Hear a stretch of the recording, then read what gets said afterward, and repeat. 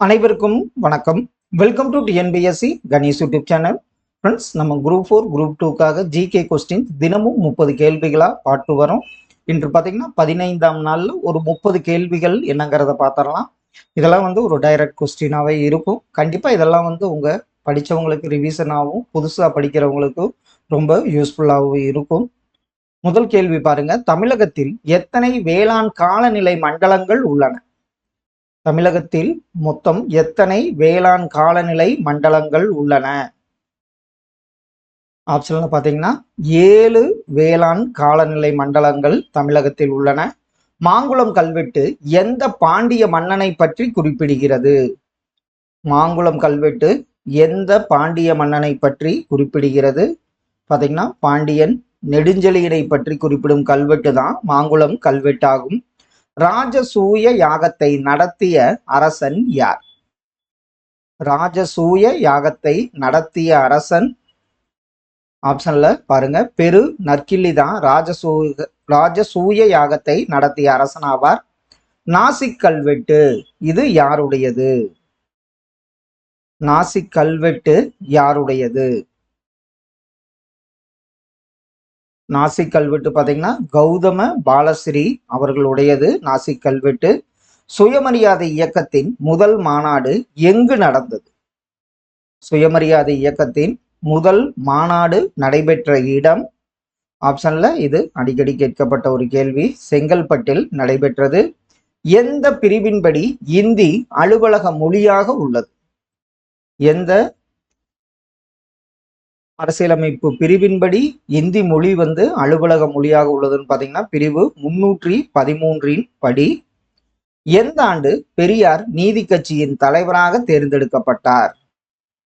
பெரியார் நீதி கட்சியின் தலைவராக தேர்ந்தெடுக்கப்பட்ட ஆண்டு, அப்ப அவரு சிறையில் இருப்பாரு. அப்ப பாத்தீங்கன்னா அவர் நீதி கட்சியின் தலைவராக தேர்ந்தெடுக்கப்பட்டார். அது எந்த ஆண்டுன்னு பாத்தீங்கன்னா 1938ஆம் ஆண்டு. சுய உதவி குழுக்கள் வங்கி இணைப்பு திட்டம் எந்த ஆண்டு ஏற்படுத்தப்பட்டது? சுய உதவி குழுக்கள் வங்கி இணைப்பு திட்டத்துடன் எந்த ஆண்டு ஏற்படுத்தப்பட்டது? 1992ஆம் ஆண்டு. இரட்டை நஞ்சாக்கள் என்று இடப்பெயர்ச்சியை கூறியவர் யார்? இரட்டை நஞ்சாக்கள் என்று இடப்பெயர்ச்சியை கூறியவர் ஆப்ஷன்ல யாருன்னு பாத்தீங்கன்னா சுமாச்சர் என்பது சரியான விடை.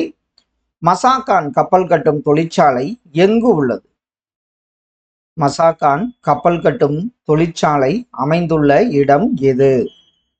மசாக்கான் கப்பல் கட்டும் தொழிற்சாலை மும்பையில் அமைந்துள்ளது. இந்தியாவில் மிக குறைவான நீளமுள்ள தேசிய நெடுஞ்சாலை எது? மிக குறைவான நீளமுள்ள தேசிய நெடுஞ்சாலை ஆப்ஷன் பார்த்தீங்கன்னா NH-47A தான் மிக குறைவான நீளமுடைய தேசிய நெடுஞ்சாலையாகும். எந்த காலத்தில் சிந்து சமவெளி நாகரீகம் வீழ்ச்சி அடைந்தது? எந்த காலம்? பொது ஆண்டு முன் பார்த்தீங்கன்னா 1900 ஆண்டிலிருந்து சிந்து சமவெளி நாகரீகம் வீழ்ச்சி அடைந்தது. 1831 அலெக்சாண்டர் பர்ன்ஸ் எந்த இடத்தில் ஆய்வு செய்தார்? அலெக்சாண்டர் பர்ன்ஸ் ஆய்வு செய்த இடம் எது? இந்த தொல்லியல் ஆய்வு மேற்கொண்ட இடம் பார்த்தீங்கன்னா அம்ரி என்ற இடத்தில் ஆய்வு மேற்கொண்டார். முதல் தமிழிசை மாநாடு நடந்த ஆண்டு எந்த ஆண்டு? முதல் தமிழிசை மாநாடு எந்த ஆண்டுன்னு பார்த்தீங்கன்னா 1943ஆம் ஆண்டு முதல் தமிழிசை மாநாடு நடந்தது. பெரியார் எந்த ஆண்டு காங்கிரஸை விட்டு வெளியேறினார்? பெரியார் காங்கிரஸை விட்டு வெளியேறிய ஆண்டு பார்த்தீங்கன்னா 1925ஆம் ஆண்டு வெளியேறினார். மறைமலை அடிகள் எந்த பத்திரிகையில் பணியாற்றினார்?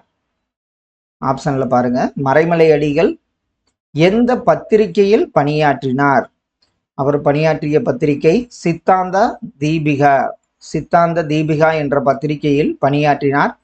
1578 தம்பிரான் வணக்கம் என்ற நூல் எங்கு வெளியிடப்பட்டது?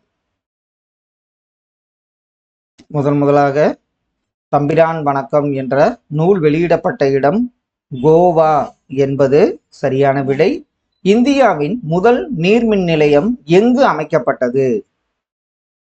இந்தியாவின் முதல் நீர்மின் நிலையம் அமைக்கப்பட்ட இடம் டார்ஜிலிங் என்பது சரியான விடை. இந்தியாவில் அதிக நிலக்கரி உற்பத்தி செய்யும் மாநிலம் எது? இந்தியாவில் அதிக நிலக்கரி உற்பத்தி செய்யும் மாநிலமாக திகழ்வது பார்த்தீங்கன்னா ஆப்ஷன்ல ஜார்க்கண்ட் என்பது சரியான விடை. ஆதிவாசிகளுக்காக போராட்டம் நடத்தியவர் யார்? ஆப்ஷன்ல பாருங்க. ஆதிவாசிகளுக்காக போராட்டம் நடத்தியவர் அல்லூரி சீதாராமராஜு என்பவர் போராட்டம் நடத்தினார். பாகிஸ்தான் என்ற பதம் யாரால் உருவாக்கப்பட்டது? பாகிஸ்தான் என்ற பதம் யாரால் உருவாக்கப்பட்டதுன்னு பார்த்தீங்கன்னா ரஹமத் அலி என்பவரால் உருவாக்கப்பட்டது. 1924 இந்துஸ்தான் குடியரசு இராணுவம் எங்கு தோற்றுவிக்கப்பட்டது? 1924 இந்துஸ்தான் குடியரசு இராணுவம் தோற்றுவிக்கப்பட்ட இடம் ஆப்ஷன்ல கான்பூரில் தோற்றுவிக்கப்பட்டது. தமிழகத்தில் கிளாபத் இயக்கம் போன்ற மாநாடு எங்கு நடத்தப்பட்டது? கிளாபத் இயக்கம் போன்ற மாநாடு தமிழகத்தில் நடைபெற்ற இடம் ஆப்ஷன்ல ஈரோடு என்பது சரியான விடை. யார் ஆட்சியின் போது நீல் சிலை அகற்றப்பட்டது? அப்போ யார் ஆட்சியில் இருந்தாங்கன்னு பாருங்க. யார் ஆட்சியின் போது நீல் சிலை அகற்றப்பட்டதுன்னா ராஜாஜி அவர்கள் ஆட்சியில் இருந்த போதுதான் நீல் சிலை அகற்றப்பட்டது. வெள்ளையனே வெளியேறு இயக்கத்தின் போது காங்கிரஸ் இராணுவத்தினர் இடையே மோதல் நடைபெற்ற இடம் எது? இதுவும் கேட்கப்பட்ட ஒரு கேள்வி. வெள்ளையனே வெளியேறு இயக்கத்தின் போது காங்கிரஸ் இராணுவத்தினர் இடையே மோதல் நடைபெற்ற இடம் மதுரை என்பது சரி.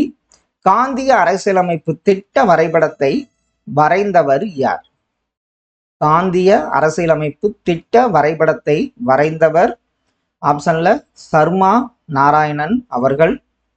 எந்த அட்டவணையில் நகராட்சியின் அதிகாரம், பணிகள், பொறுப்புகள் கூறப்பட்டுள்ளன? அது எந்த அட்டவணை? எந்த அட்டவணையில் நகராட்சியின் அதிகாரம், பணிகள், பொறுப்புகள் கூறப்பட்டுள்ளன? அது 12வது அட்டவணை என்பது சரியான விடை. 1991 வர்த்தக கொள்கையின்படி எத்தனை பொருட்கள் தடை செய்யும் பட்டியலில் இருந்தன? அந்த புதிய பொருளாதார கொள்கை கொண்டு வந்தாங்க. அப்போ பாத்தீங்கன்னா எத்தனை பொருட்கள் தடை செய்யும் பட்டியலில் இருந்தன? ஆப்ஷன்ல 71 பொருட்கள் தடை செய்யும் பட்டியலில் இருந்தன. ஆசியாவின் முதல் ஏற்றுமதி செயலாக்க மண்டலம் எக்ஸ்போர்ட் ப்ராசஸிங் ஜோன் எங்கு துவக்கப்பட்டது? ஆசியாவின் முதல் ஏற்றுமதி செயலாக்க மண்டலம் எங்குன்னு பாருங்க. காண்டலா என்பது சரியான விடை. வாழ்க்கை தர குறியீட்டெண்ணின் அளவுகள் யாவை? இதுல PQLI இதெல்லாம் பார்த்திருப்போம். வாழ்க்கை தர குறியீட்டெண்ணின் அளவுகோலாக உள்ளவை 1 முதல் 100 என்பது சரியான விடை. ஃப்ரெண்ட்ஸ், இன்று ஒரு 30 கேள்விகள் பார்த்தோம். கண்டிப்பாக இதெல்லாம் உங்கள் ஸ்டடீஸ்க்கு ரொம்ப யூஸ்ஃபுல்லாக இருக்குன்னு நம்புவோம். Thank you all.